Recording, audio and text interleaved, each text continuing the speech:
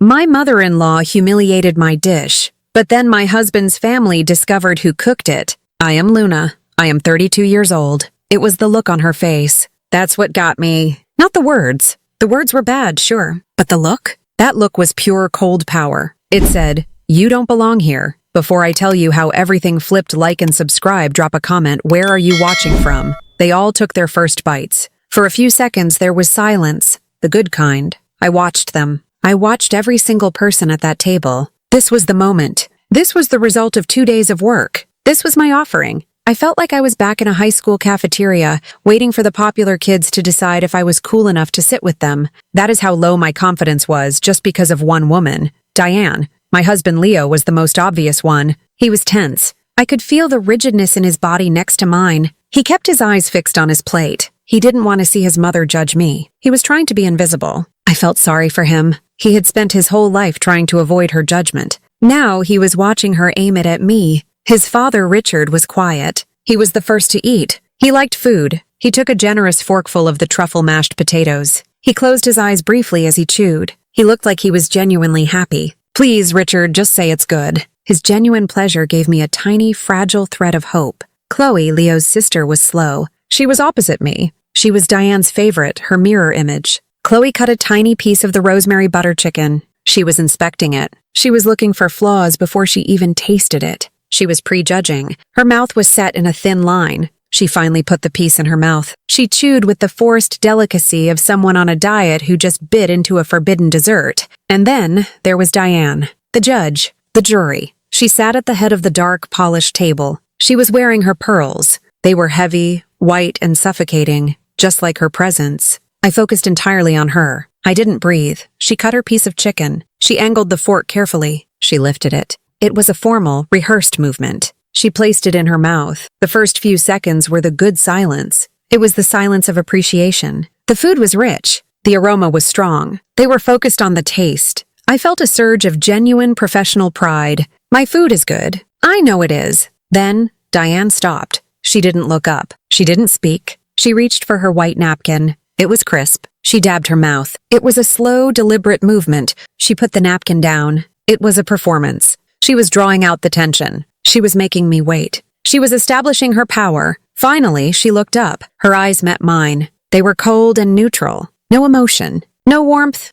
She said. Just that. A low, pending noise. It was not praise. It was not anger. It was a tool of control. I swallowed hard. I kept my smile in place. It felt like a mask. I kept my eyes on hers. "Say something. Just be honest. It's ambitious," she finally said. She tilted her head. She delivered the word like she was diagnosing a mild, embarrassing illness. Ambitious. The word deflated me. It meant I tried too hard. It meant I was showing off. It meant I was failing with extra effort. It was worse than just being called bad. It was being called a try hard. My cheeks started to burn. I felt the heat rise up my neck. I fought the urge to blink. I had to stay composed. Leo reacted instantly. He was angry for me. He tried to protect me. "It's amazing, Mom, really?" he insisted. His voice was a little too loud. "The chicken is incredibly tender. The seasoning is perfect." Diane didn't even look at the food. She looked at her son. Her gaze was chilling. "Oh, sweetie," she drawled. The word was thick with condescension. "You're biased.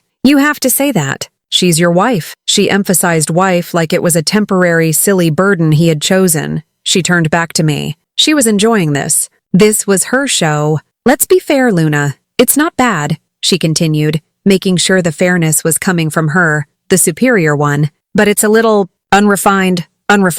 That word hit me like a physical punch. It was a dismissal of my taste, my skill, my entire being. It meant, you are not one of us. You are common. I felt the tears well up, but I fought them back. I pressed my hands against my thighs under the table hard. I would not cry. I would not give her that victory. She moved on to the technicalities, but the attack was purely personal. "You used butter and rosemary together?" "That's quite heavy," she said, her voice sounding bored now. She was delivering a verdict already decided. "It weighs the dish down. We aren't trying to gain weight here, are we?" She paused. She looked around the table. She wanted the validation. She wanted the obedient laughter. Chloe supplied it. A short, high giggle. Mark, Chloe's husband, chuckled awkwardly into his hand. They were all complicit. They were all taking her side against me. "And the vegetables," Diane continued. moving on to the honey-glazed carrots and truffle potatoes. Too sweet. You shouldn't glaze everything. It's desperate. It's like you're trying to cover up something bad with sugar. Desperate.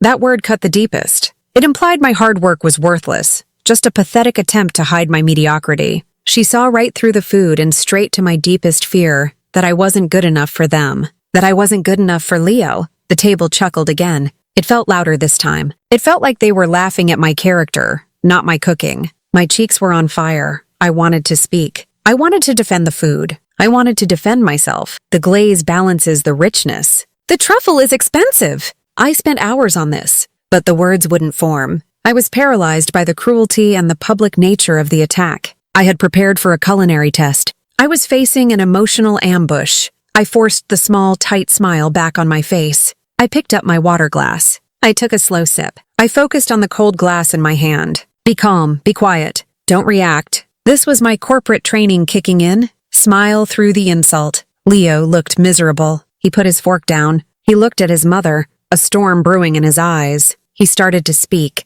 I immediately squeezed his thigh under the table. Hard. No, Leo. Stop. I didn't want him to get into a fight with his mother over me. I felt like I had to protect him from her anger. I had to take the full force of the blow. That was my role now. The scapegoat. The victim? He closed his mouth. He looked defeated. He started eating again, but slowly. The conversation immediately moved on. Diane had made her point. The subject was closed. She started talking about Chloe's new boat. She asked Richard about his golf game. They were talking about money, about status, about things I had no part in. I was sitting right there. I was part of the conversation only a minute ago. Now I was utterly invisible. I forced myself to keep eating. I chewed slowly. The food tasted bland now. It tasted like ash. It tasted like failure. I looked at Diane. She was laughing now, a bright, performative laugh, completely dismissing the silence and pain she had just caused. I watched her. She had no empathy. She had no remorse. This was just fun for her. A power play. I realized she did not care about the food. She cared about the control.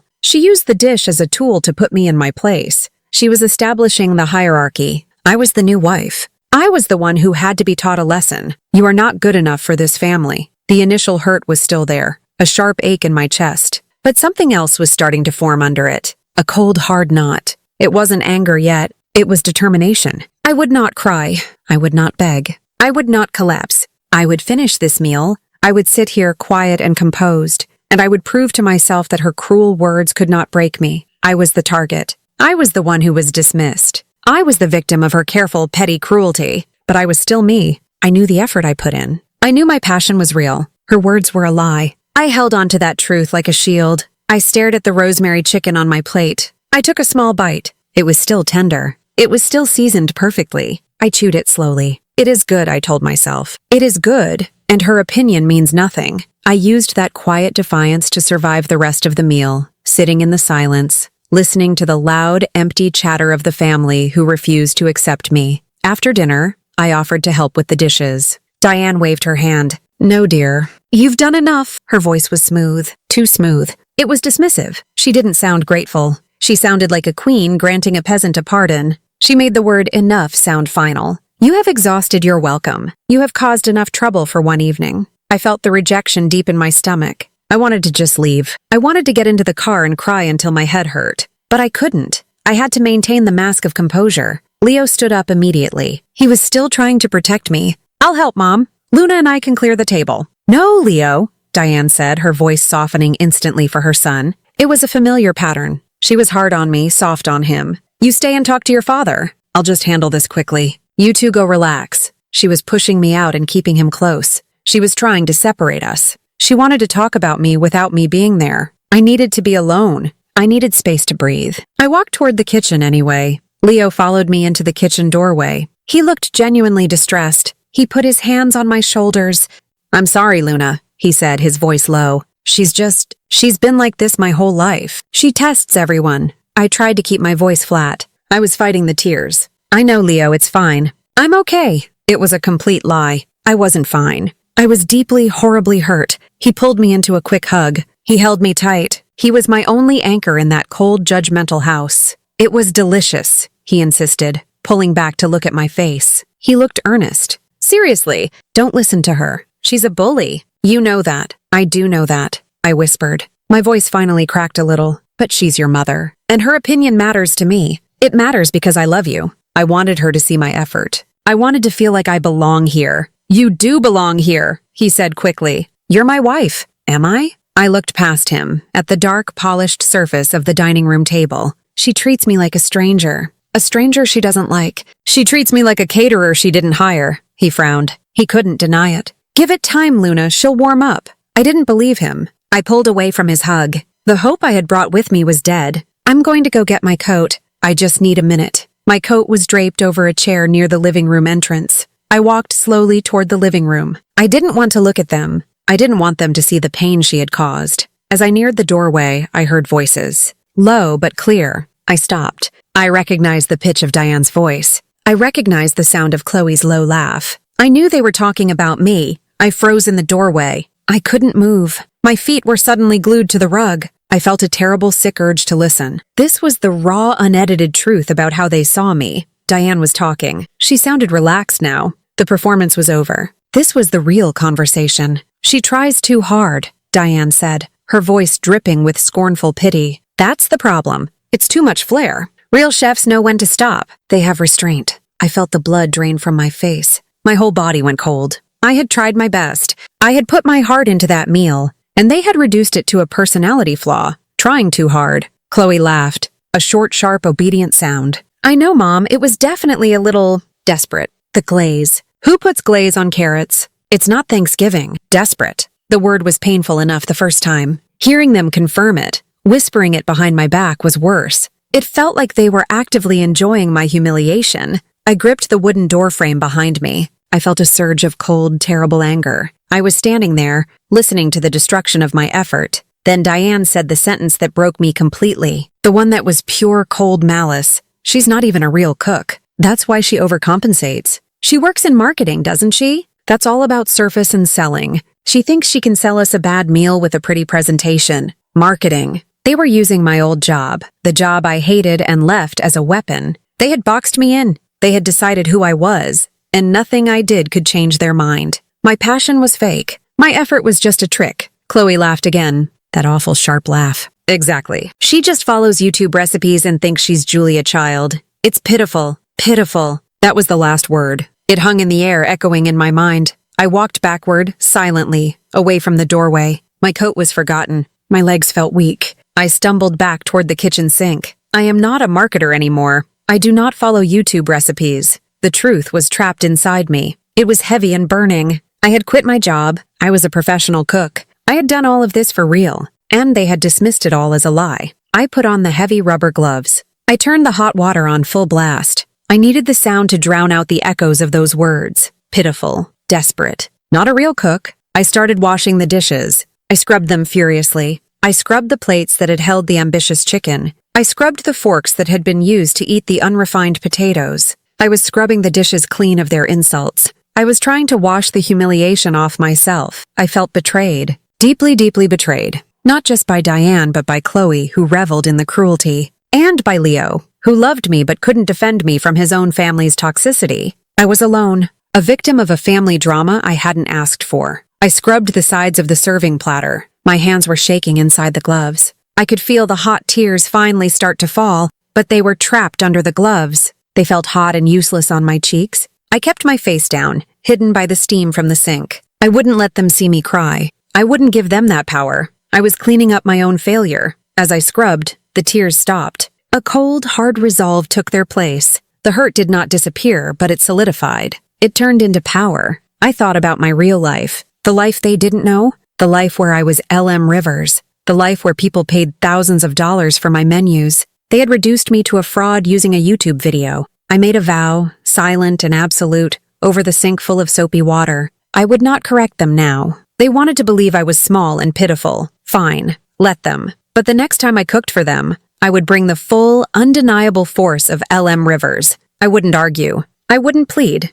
I would simply let my professional work speak the truth, and that truth would hit them harder than any shouted accusation. I dried my hands. I took off the gloves. I looked at the hands that had scrubbed the dishes. These were the hands that designed menus for five-star hotels. The contrast was everything. I walked back to the dining room. retrieved my coat, and found Leo. I gave Diane a brief, cold nod. Her smile was gone. Her eyes were searching, trying to gauge my hurt. I gave her nothing. I was a blank wall. We left. As Leo drove away, I looked back at the large, dark house. I was the victim who had been scorned, but I was also the one holding the most powerful secret. The truth was my weapon, and I was going to use it perfectly. The game had just begun. I will now expand and refine Part 4. The truth they didn't know, to be as detailed and long as possible, focusing on the powerful internal dialogue, the irony of the situation, and the transformation from a victim's hurt to a resolved agent's power. The truth? I wasn't a marketer anymore. I'd left my corporate job months earlier to take a culinary contract with a luxury hotel group, under a pseudonym, L.M. Rivers. The irony was a cold, bitter weight. They had just called me a fake cook and a pitiful YouTube follower. They thought I was a failed marketing director pretending to have a hobby. The real truth was that my food was currently being served to celebrities and CEOs in some of the most expensive dining rooms in the state. The truth was, my life was now defined by the talent they had just dismissed as desperate. The change was huge. It was scary. I had left a six-figure job, the kind of job Diane would brag about, for something entirely uncertain. But I had to. I was tired of being miserable. I had spent 6 years selling products I didn't care about, sitting in meetings that felt pointless. My only joy was the kitchen. I told Leo about quitting first. We were having dinner at home. I just put my fork down and said, "I'm done. I'm leaving the firm." He panicked. "Luna, we have the mortgage, the bills. What are you going to do?" "I'm going to cook," I said simply. "I'm going to follow my passion. I'm going to be a chef," he worried. He argued. He brought up the risk constantly, but he saw the dead look in my eyes when I talked about marketing. He saw the excitement when I talked about seasoning. He loved me enough to let me take the plunge. He was my partner, even if he didn't fully understand the depth of my ambition. He just knew Luna was happier when she was cooking. I enrolled in a part-time culinary program. I worked my tail off. I didn't want to be a student forever. I wanted to be a professional. My big break came unexpectedly. A high-end hotel group, the Regency Group, was looking for a fresh, unnamed talent to secretly overhaul their fine dining menus. They wanted someone without the baggage of the old culinary world. They wanted a new voice. My portfolio, full of bold, innovative dishes I developed at home, landed on the desk of their vice president of hospitality. I got the job. It was a contract role. It was demanding. It was exactly what I needed, but I insisted on the pseudonym, L.M. Rivers. I explained it to Leo on a night we were celebrating my first check. If I use my real name, Luna Carter, they'll see the marketing resume. They'll see the history of suits and spreadsheets. They'll judge my past, Leo. They'll think I'm just a wealthy woman playing a hobby. But L.M. Rivers? He asked. L.M. Rivers is a blank slate. L.M. Rivers is just the work. They judge the food, not the resume, I explained. L.M. Rivers is the strong, successful part of me. Luna is the part that still needs protection. Leo respected the decision. He knew the culinary world could be harsh. He was the only one who knew the secret. For the last 6 months, L.M. Rivers had been gaining traction. The food blog whispers turned into solid articles. My picture wasn't used, but my style was discussed. Food critics called my creations fearless, complex, and unconventional. The exact thing Diane had called unrefined and heavy. I was proud. I was working 70 hours a week sometimes, but it didn't feel like work. It felt like living. I was finally using my hands and my mind for something real. I had deliberately kept this a secret from Leo's family. I wanted them to know Luna, the woman, not L.M. Rivers, the title. I wanted them to accept me without the shield of my success. I wanted their love, not their awe. But after that disastrous first dinner, after hearing their whispers in the living room, "She's just following YouTube recipes," it's pitiful. The shield became a weapon. I felt the immense weight of the irony as we drove home that night. I was a victim of their petty cruelty, but I held the absolute power of the truth. They had dismissed me because of their assumptions. They thought I was a failure. I realized something fundamental about their family culture. They only respect what they can brag about. They didn't value my effort. They didn't value my heart. They only valued status, titles, and public validation. They were serving catered food while lying about it, because the appearance of talent was more important than the actual work.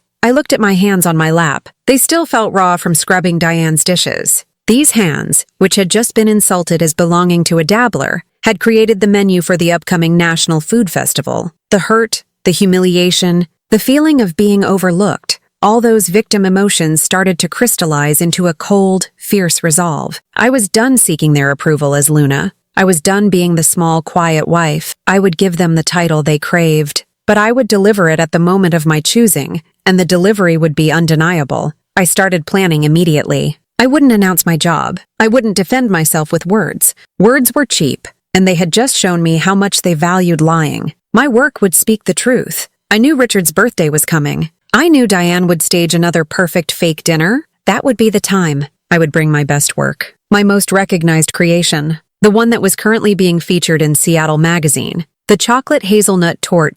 I wanted the family to taste the professionalism. I wanted them to praise the flavor, the complexity, the elegance, everything they had denied my first dish. And then I would make sure the name L.M. Rivers was spoken by someone other than me. I needed an independent validation to make the revelation cut deeper. This was not about revenge. Not truly. It was about dignity. It was about reclaiming the self they had tried to destroy. The victim was gone. The agent was here. My secret identity was my power. I would use it to settle the score once and for all. Not with shouting, but with silent, perfect, undeniable truth. I felt a cool sense of calm. The waiting would be the hardest part, but the payoff would be absolute. 2 weeks later, Diane called. We're having a family dinner for Richard's birthday, potluck style. Everyone brings something. The phone call came exactly 2 weeks after the disaster. I was not surprised. Diane was predictable. She needed to reestablish her control. She needed to show the family that everything was back to normal, that I was back in my box.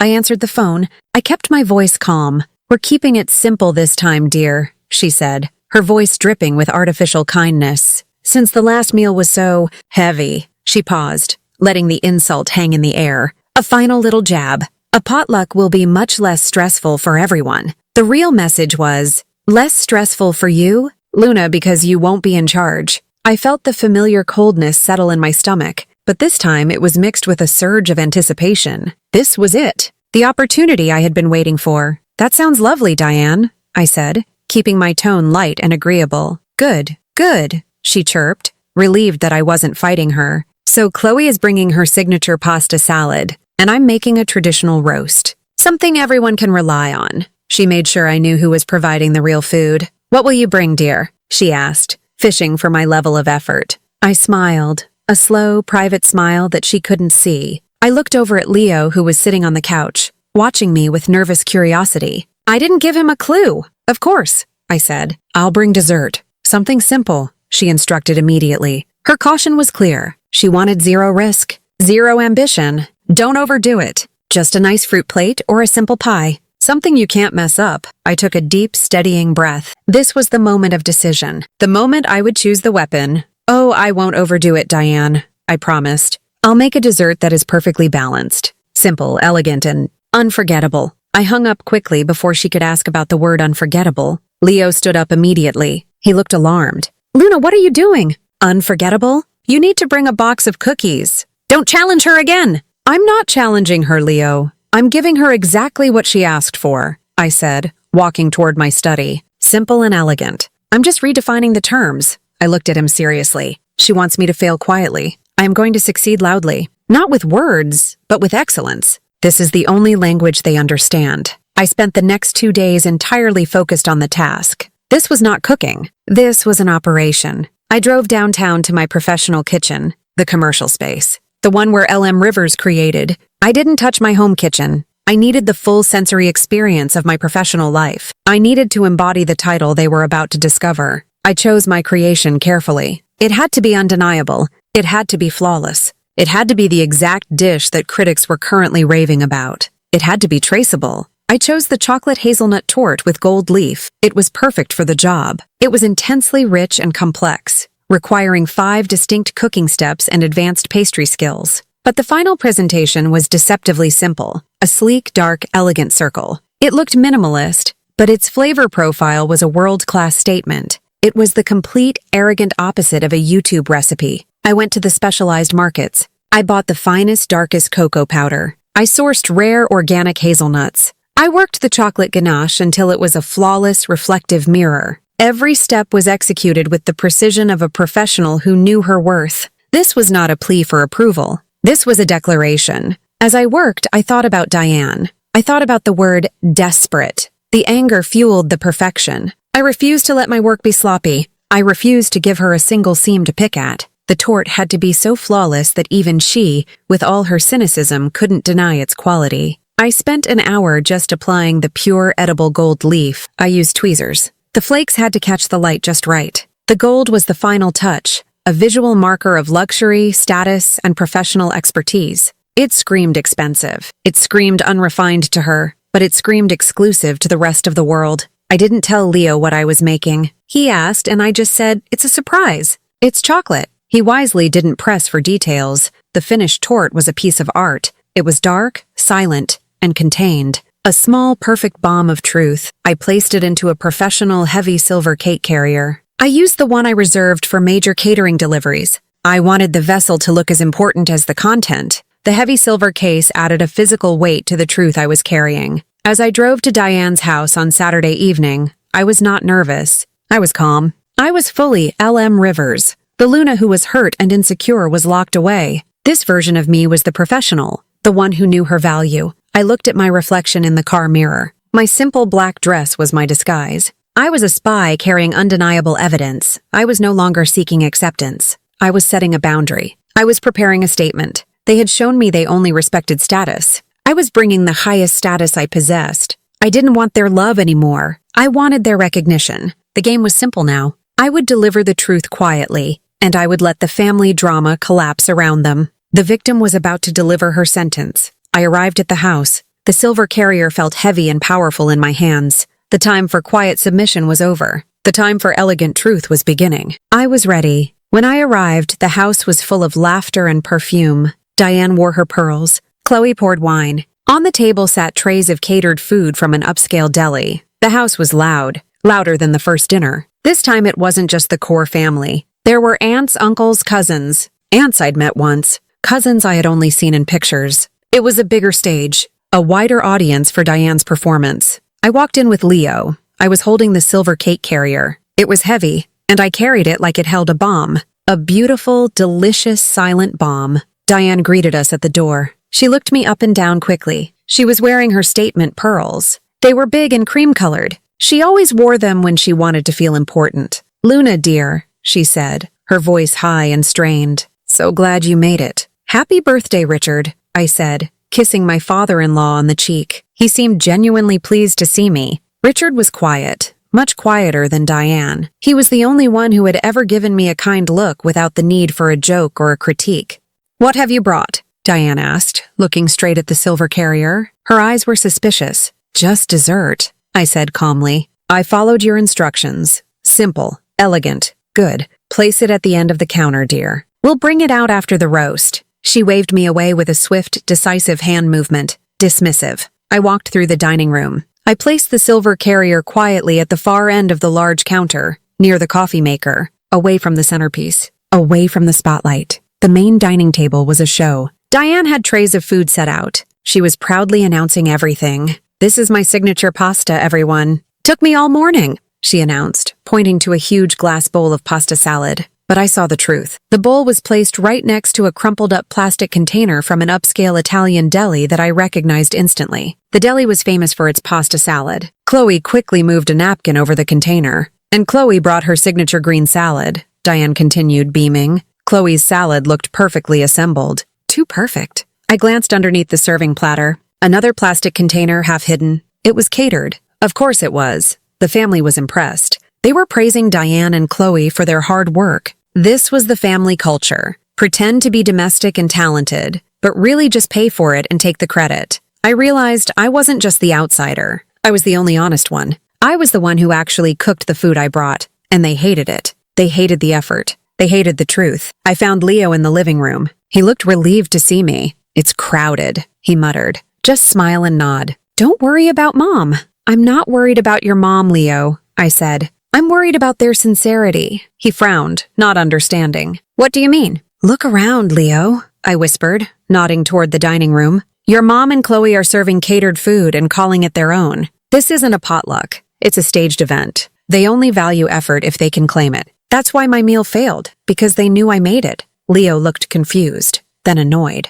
"Oh, come on, Luna, that's harsh." "Is it?" I challenged him quietly. "Go look at the counter. The deli containers are still there. They just covered them up. He didn't go look." He avoided the argument. This was Leo's coping mechanism. Avoid conflict. Pretend the problem doesn't exist. I moved away and found a quiet corner near the window. I stayed there, observing. The conversation swirled around me. Chloe was talking loudly about a trip she was planning. Diane was holding court, telling a long, boring story about a neighbor's mistake. I listened to the conversations. They were empty, surface level. No one asked me about my life. No one asked how I was doing. They asked Leo a few polite questions about his job, and then they ignored me again. I was the silent accessory. The feeling of being the victim returned, sharp and cold. They didn't see me. They didn't even care to see me. I could have been a cardboard cutout. Finally, dinner was over. Richard's roast was nice, likely prepared by Diane's hired help, but it tasted good. The pasta salad tasted like the upscale deli. The atmosphere was pleasant, fake, and loud.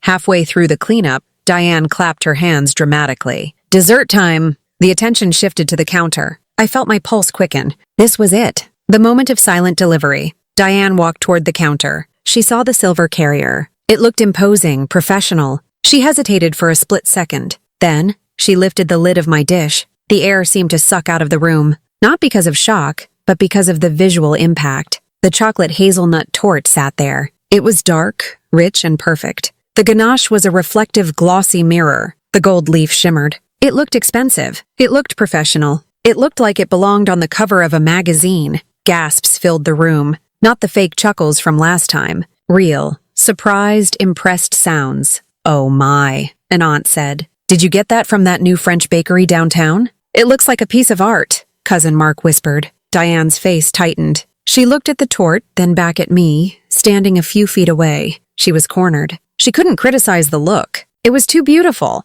Well, Diane said, her voice stiff and struggling to find its old authority. That's elaborate. I thought you were bringing something simple, Luna. Chloe walked over, her mouth half open. She looked truly stunned. Did you make that or order it from somewhere? She asked, echoing Diane's previous dismissal of my efforts. I smiled, a slow, deliberate smile. I walked over and picked up the professional knife I had brought. I made it myself, Chloe, I said. My voice was steady. It didn't shake. I didn't raise it. It was calm truth. Diane stared. She was looking for the flaw, the amateur mistake. But the torte was flawless. It was my best work. I sliced the torte slowly, carefully. Each slice came away clean. The dense chocolate, the creamy ganache, the hazelnut crust. Perfect layers. I served the first small piece to Richard. Happy birthday, Dad. This was the quiet, confident delivery I had planned. I had brought the weapon. Now I watched them load it. Diane took a small bite first, cautious, ready to critique. Then her expression changed. The moment Diane took the bite felt like slow motion. She put the small, elegant forkful of torte into her mouth. She chewed. Her jaw was tight. She was clearly preparing a critique. Too rich, too sweet, too much. But the words never came. Her eyes widened. Not dramatically, but just enough for me to see the surprise. It was a genuine reaction. It was the taste of something undeniable. She swallowed. Her hand, which had been resting on the table, tightened slightly. She didn't look at me. She looked down at the slice of torte. She took another bite. It was a larger bite this time. The caution was gone. It was replaced by a kind of focused hunger. She was analyzing it, yes, but she was also simply enjoying it. Oh my God, Chloe said. She had taken a bite too. Her eyes were wide. She looked at me, forgetting to be rude. This is unreal. Luna, what is in this? It's so light but so chocolatey. The table erupted in chatter. The torte was circulating. Cousins, aunts, and uncles were all talking at once. They were asking for the recipe, the technique, the secret ingredient. The crust is incredible. Someone said, "It melts in your mouth. It's not too sweet at all," another cousin commented. "It's perfectly balanced." The praise was loud. It was sincere. It completely overwhelmed the room. For the first time, I wasn't listening to Diane control the conversation. I was listening to genuine, positive reaction. Diane stayed quiet. She finished her piece quickly. She hadn't said a single word since her initial comment about it being elaborate. She sat there, staring at the empty plate, pale and speechless. Her authority was slipping. The attention was on me, or rather on my creation. I was ready to just let the dessert speak for itself. I was ready to win by silence. But then Uncle Martin, Richard's older brother, took a bite. Martin was a serious man, a former executive, well-traveled. He paused. He looked thoughtful. Then he looked specifically at the dark, perfect torte. "Hold on," Martin said. His voice was loud, cutting through the chatter. "I know this taste. I know this texture. Everyone stopped talking and looked at him. Even Diane looked up, confused. Martin pointed his fork at the tort. This tastes exactly like the tort I had at the Fairmont Regency last month. You know the private dinner I had? The one they got the chef from Seattle to prepare? The one by L.M. Rivers? Diane froze. Her head snapped toward Martin. What? She whispered. Her voice was thin. She was panicking. Martin turned his attention from the tort to me. He looked curious, almost challenging. Luna, this is identical, he stated. The flavor profile, the complexity. I remember the gold leaf detail. Did you use her recipe? Is she selling her recipes now? I stood tall. I looked directly at Diane, then at Chloe, and then finally at Martin. The room was utterly silent again. This silence was charged with electricity. No, Martin, I said. My voice was calm. I held his gaze. I didn't use her recipe. I paused. I let the silence hang there. I let them all look at me. The quiet, dismissed wife, the one who was just trying to impress them. I didn't use her recipe, I repeated slowly. I am her. The words fell into the silence. Simple, direct,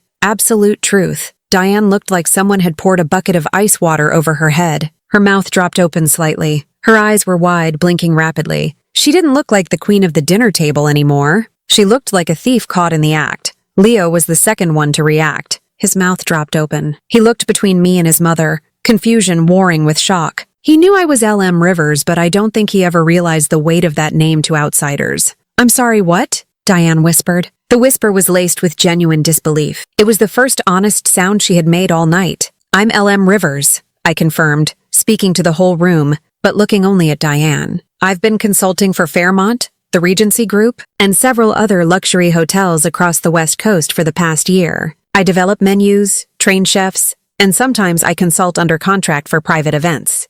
I explained it simply. No boasting, no drama. Just facts. I was planning to tell you all eventually, I continued. But after the last dinner, when my cooking was called ambitious and I was called a marketer who follows YouTube recipes, I realized that you didn't want to see me as a person. You only wanted to see a title. So I decided to wait until my work could speak for me. The silence that followed wasn't shock anymore. It was revelation. It was the sound of a carefully constructed reality collapsing. Then, Martin laughed, loudly, genuinely. He stood up and walked over to me. Well, I'll be, he roared. He held out his hand. No wonder this tortilla is perfection. Luna, this is incredible. My nephew landed a catch, Richard. A national talent. He shook my hand with true warmth. The dam broke. Everyone started talking again, but the conversation had completely changed. It wasn't about the tort anymore. It was about me. They were all asking questions about my work. Diane didn't join the conversation. She just stared at her plate, pale and absolutely speechless. I had successfully turned her stage into my own, without yelling, without arguing. I used the truth as my weapon. The room went completely still. Forks paused midair. Even Leo's mouth dropped open. The next few minutes were a blur of questions and astonishment. So, you quit your marketing job? Cousin Lisa asked. Yes, last spring, I replied easily. It was time to pursue my real passion. And you were L.M. Rivers the whole time? Chloe asked, her voice high and accusatory. She looked betrayed, but not by my secret, but by the fact that I had a secret power she didn't know about. Yes, Chloe, I was, I confirmed. I noticed Leo. He came over to me. He looked stunned but also incredibly proud. He put his hand on my shoulder, claiming me in front of his family. I told you she was the best cook in the world, he joked to Martin, trying to smooth over the awkwardness. But the awkwardness was thick. It was focused entirely on Diane. Diane finally spoke, her voice shaky. Why did you keep this a secret from us, Luna? You should have told your family. It was the perfect opening. I didn't get angry.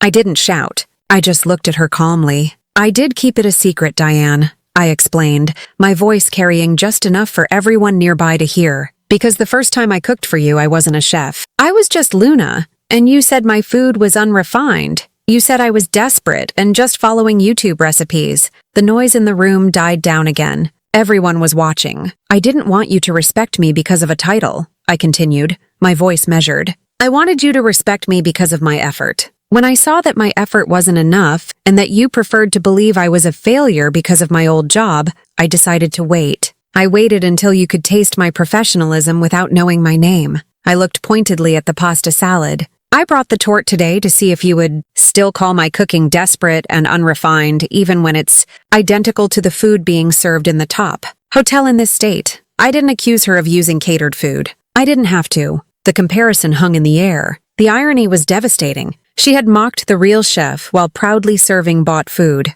Diane was defeated. She tried to recover her dignity. Well, she scoffed weakly, picking up her wine glass. It was still very elaborate for a family potluck. You still tried too hard. I didn't argue. I just smiled. A small, knowing smile that acknowledged her last, futile attempt at control. Martin, God bless him, stepped in again. Nonsense, Diane. This is a celebration. And now we have a world-class chef in the family. We should be proud. He effectively took the floor from her. He was now the voice of authority in the room, and he was championing me. Diane sat back in her chair, forced to listen to her brother-in-law praise the woman she had spent months dismissing. Leo squeezed my shoulder. He was starting to understand the magnitude of the moment. He was realizing that I hadn't just made a good dessert. I had won a battle for my own dignity. The rest of the night was awkward for Diane, but it was surprisingly easy for me. I was no longer the silent victim. I was the topic of conversation. The power had shifted completely. I was treated with interest and respect. The family drama had flipped. The one who was supposed to be the audience, me, had become the star. The one who was supposed to be the director, Diane, had been silenced. I kept my responses simple and direct. I did not boast. I did not take pleasure in their shock. I simply presented the truth and let it do the work. The truth was my shield. The truth was my revenge. After dinner, as guests drifted home, Diane caught me in the kitchen. You embarrassed me, she said quietly. The house was almost empty. Chloe and Mark had left quickly, offering a mumbled goodbye. Richard was tired and went to watch the news. Leo was helping Martin find his car keys. It was just Diane and me standing near the sink. The silver cake carrier was back on the counter. The kitchen was a mess of dirty plates and wine glasses. Diane came close. She didn't look angry. She looked tired, defeated. You embarrassed me, she said again, her voice low and tight. You did that on purpose, Luna. You waited for the biggest family gathering. You set me up. I stopped loading a wine glass into the dishwasher. I turned to face her. I looked straight into her tired eyes. I didn't embarrass you, Diane, I said simply. I just stopped covering for your assumptions. You embarrassed yourself. She recoiled slightly, as if struck. You didn't ask about my life. You didn't ask about my work. You just assumed I was a failure because I worked in marketing. You took my care and my effort and you mocked it in front of the family. I kept my voice calm but firm. I wasn't venting anger. I was stating facts. I didn't say a single word until you made this about respect, Diane. When I was just Luna, I wasn't worthy of your attention. Now that I'm LM Rivers, I am. She hesitated. She didn't have a snappy comeback. Her usual arsenal of cutting remarks was useless against the truth. She sighed, a deep shuddering sound that sounded almost like relief. You could have just told us, she finally mumbled. She looked away toward the dark window. And you could have just listened, I replied instantly. You could have shown curiosity. You could have shown warmth. But you only showed judgment. We stood there in the silence. The air was thick with all the things she wouldn't admit. Her own insecurity, her need for control, her tendency to dismiss people who didn't fit her narrow idea of success. I felt a quiet power. I was not angry anymore. I was simply free. I wasn't fighting for her approval. I was fighting for my own dignity. Finally, she turned back to me. Her face was soft for the first time I had ever seen it. She wasn't trying to perform for anyone. Your food is extraordinary, she admitted. The admission seemed to cost her a great deal of effort. I smiled softly. It wasn't a triumphant smile. It was a peaceful one. I know, I said. I didn't need her praise. I didn't need her to validate my talent. I just needed her to acknowledge the truth. And in that moment, she had. She picked up a damp towel and slowly started wiping the counter. It was a simple domestic act, completely unlike her usual grand gestures. The rosemary chicken, she said, her voice barely a whisper. It was actually very good. I told Leo it was good later. I don't know why I said what I said. I knew why. It was about control. It was about being the queen bee. But I didn't say it. I just nodded. I forgive you, Diane, I said. The words surprised both of us. They were genuine. I realized that my own dignity was more important than holding on to the bitterness. The victory was in my freedom, not her defeat. She looked at me, her eyes wet. Thank you, Luna. It was the first time she had ever truly thanked me for anything. Weeks later, I got a text from Diane. My journey didn't end with a final dramatic scene. It ended with quiet shifts. Real life is usually less dramatic than the climax of a movie. It's built in small, honest moments. Weeks passed. The family was different. The dynamic had changed completely. They still looked up to Diane, but now, They also looked up to me. They knew I had a secret life, a successful one, and that I had the power of truth. They were more careful with their words. Chloe called me a week after the party. She apologized for laughing at the YouTube recipes comment. She sounded sincere, mostly because she wanted an introduction to the Fairmont's pastry chef. I didn't hold it against her. Leo was happier. He was proud. He didn't have to defend me anymore. He started telling people about my work without being prompted. He was finally comfortable with his wife being recognized. Then, one Tuesday evening, my phone buzzed. It was a text from Diane. I opened it cautiously. Made your rosemary chicken tonight. It didn't fight back this time. I smiled. A real warm smile. It wasn't an apology. It was a bridge. It was her acknowledging my talent by trying to recreate it. It was her admitting in her own way that she was wrong. It was progress. It was a new foundation. I didn't reply immediately with a long message. I kept it simple. Good. Enjoy. The rest of the resolution was internal. I stopped cooking for approval. I cooked for joy. I cooked for peace. I had been the victim of their scorn and their neglect. They had made me feel small and dismissed, but I took that victimhood and turned it into my strength. I used their own rules, respect, for titles and status, to earn the dignity they should have given me freely as family. I realized that my true power wasn't in the title LM Rivers. It was in the courage to speak the truth, even silently, and to walk away from people who tried to diminish me. The me who used to sit through dinners, pretending not to feel small, was gone. The new me was quiet, confident, and complete. I didn't need their permission to be successful. I didn't need their validation to be loved. I just needed to be true to myself. Sometimes the best revenge isn't loud shouting or angry fighting. Sometimes it's plated beautifully.